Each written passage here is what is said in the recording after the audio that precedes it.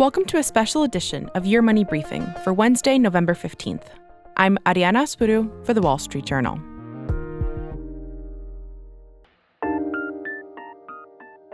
Nowadays, kids have access to a world of information, tools, and markets that weren't there before. And that's leading to a ton of new questions about how they're forming their financial habits. Over the course of 4 weeks in November and December, Your Money Briefing will be looking into what's influencing kids' ideas about money, some innovative ways they're making money now, and what they should know about how to take care of it. Today, we're talking about how kids learn about money now, and what that means for their financial decision-making in the future. To learn about how kids deal with money, we've got to start with how they learn about money. Margaret Eckelbarger has been thinking about money for most of her life. In fourth or fifth grade, I think I dressed up as a money bag for Halloween. So I've come full circle. Now, as a grown-up, she's an assistant professor of marketing at Stony Brook University. She also has a background in behavioral science, and she researches how kids understand economic concepts and act as consumers. Kids have a keen sense of how the world works before they're able to necessarily articulate in their words how the world works. And so some of their initial experiences that they may recall related to financial decision-making are those where they're in the grocery store with their parents shopping. In some of her research with the University of Michigan, the team found that kids as young as 5 had emotional reactions to money, things like spending it and saving it, and that these reactions could translate into their own spending behaviors. So how children see you engage with money, react to money, and even the autonomy that parents will allow their children to have with money, particularly as they age, will culminate in healthier, better financial practices later in early adulthood as well as later adulthood. But kids now, she says, are having money experiences early on that are quite different from generations before them.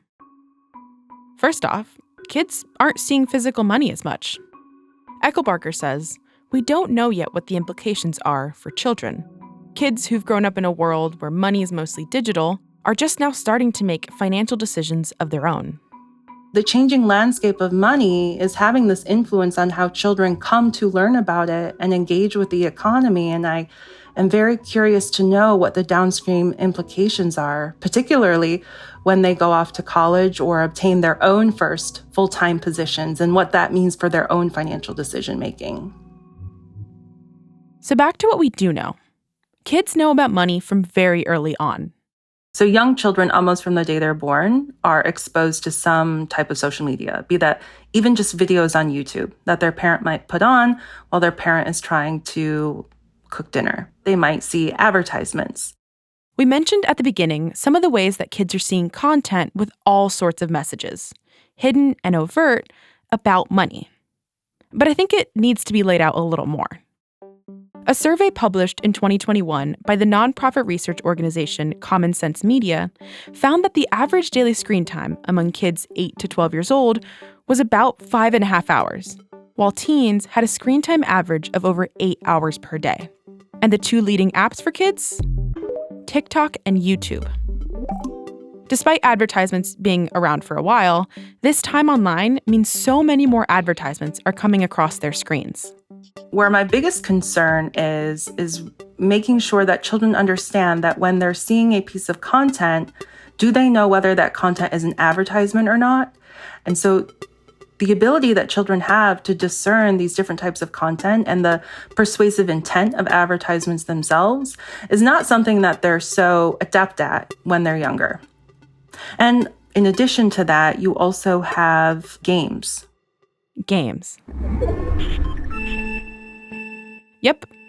It's a relatively recent example of how kids are engaging with money early on, buying digital outfits, powers, levels, and abilities with online currency like gems, coins, or V-Bucks if you know Fortnite.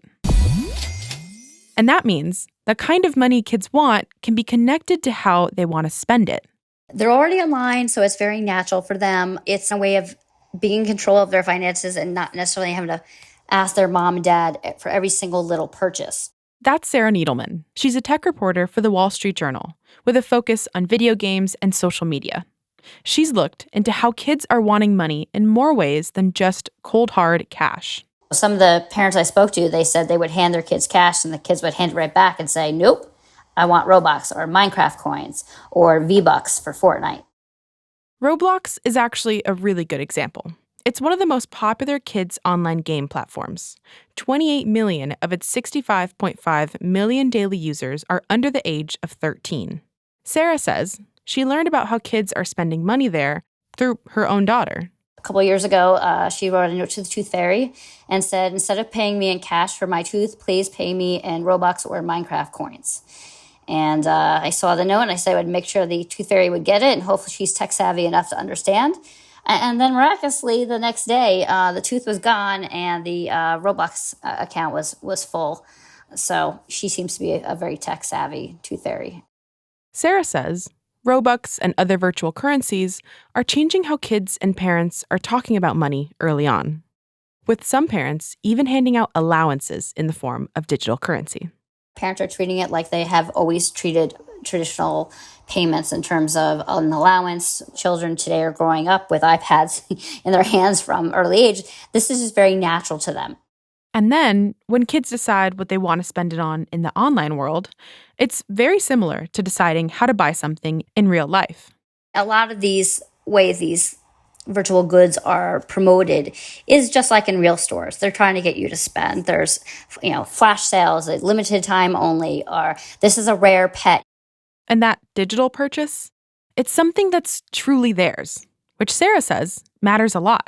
For children, I think it's a little bit easier for them to have a little bit of something of their own, to have Robux or Minecraft coins or V-Bucks. That's just different from what their parents have, and they can go ahead and spend it as they see fit. And it's a lot of money they're spending. Forrester Research estimated that in 2021, children 12 to 17 spent an average of $92 a month online. But despite all that money floating around online, Margaret Eckelbarger from Stony Brook says that with kids, the link between virtual money and real money habits is fuzzy. The extent to which children understand that there's this mapping between Roblox and, actual bucks is somewhat of an open question. And so they're participating in the market, whether they know it or not, from a very young age. But WSJ reporter Sarah Needleman says as kids get older, that link becomes more clear. The older they are, the more they understand the dynamics of what's going on here. But generally speaking, they realize that real money has to be used to purchase virtual currency. Although I will say in some games you can earn virtual currency just by grinding, just by playing your way through. Robux, V-Bucks, coins, gems, all of that is virtual money. But Sarah has seen in her reporting that they can have real-life implications for a kid's financial decision-making. Some of the parents told me that they did have these painful conversations with children who were very sad because they spent all their virtual currency on one item and then quickly regretted it. And in the virtual world, there's no such thing as returns. On the plus side, Sarah says that this can give them the opportunity to get that first taste of financial freedom. Here's a little bit of an opportunity, a little taste of making that decision. And sometimes they make the wrong one and they learn from it. And that's where people like Eckelbarger also see an opportunity.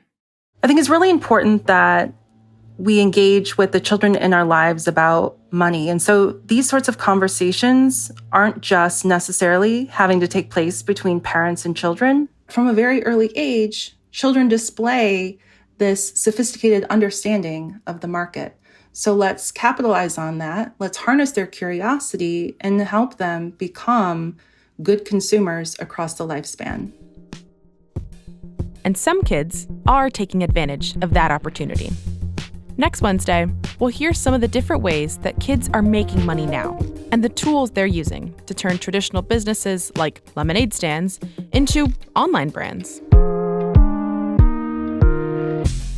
That's it for Your Money Briefing. This episode was hosted and produced by me, Ariana Aspuru. It was mixed and scored by Jessica Fenton. Jonathan Sanders is our booking producer. Our supervising producer is Melanie Roy. Aisha Al-Muslim is our development producer. Scott Salloway and Chris Zinsley are our deputy editors. and Philana Patterson is the Wall Street Journal's head of news audio. We'll be back tomorrow morning. Thanks for listening.